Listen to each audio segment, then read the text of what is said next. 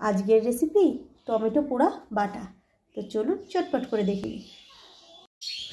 নমস্কার, কেমন আছেন সবাই? আর এর মধ্যবিত্ত গৃহবধূ চ্যানেলে সকলকে স্বাগত জানাই। তো এটা গ্যাসে করলে ভালো হয় না, এটা কাঠের আগুনে করলে ভালো হয়। বানাবো আজকে টমেটো পোড়া মাখা। তার জন্য টমেটোটা প্রথমে পুড়িয়ে নিচ্ছি। খুব পাকা টমেটো নিয়েছি, খুব একটা বেশি সময় লাগবে না পোড়াতে। যখন একঘেয়ে খেয়ে খেয়ে আমরা বোর হয়ে যাই না, তখন কোনো তরকারিই ভালো লাগে না। তখন কোনো সবজির সঙ্গে যদি পাশে এটা থাকে, খেতে কিন্তু খুব দারুণ টেস্ট হয়।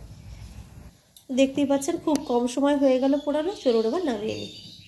টমেটোর সঙ্গে সব থেকে ইন্টারেস্টিং ব্যাপার হলো টমেটো পোড়ার সঙ্গে এই লঙ্কা পোড়াটা।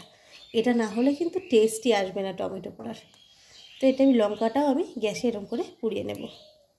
এবার চলুন এই যে আঁশটা ছাড়িয়ে নিই। লঙ্কাটা পোড়ানো হয়ে গেছে।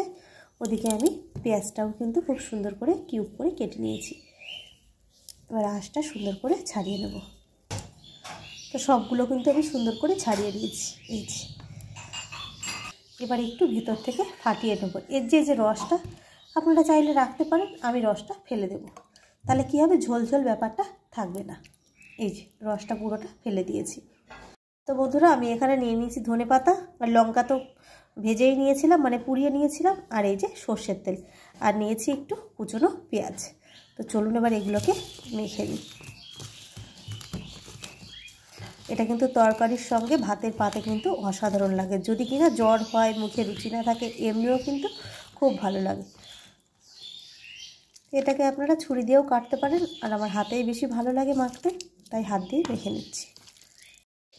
তো বন্ধুরা, দেখতেই পাচ্ছেন কতটা অসাধারণ হয়েছে। খেতে কিন্তু দারুণ টেস্ট। ওই যে বললাম, ভাতের পাতে তরকারির সঙ্গে একটু ধরে ধরে খেতে চাটনির মতো অসাধারণ লাগে। কিন্তু অবশ্যই একবার ট্রাই করবেন। আজকের মতো এটুকুই। আবার একটা নতুন রেসিপি নিয়ে চলে আসবো। টাটা।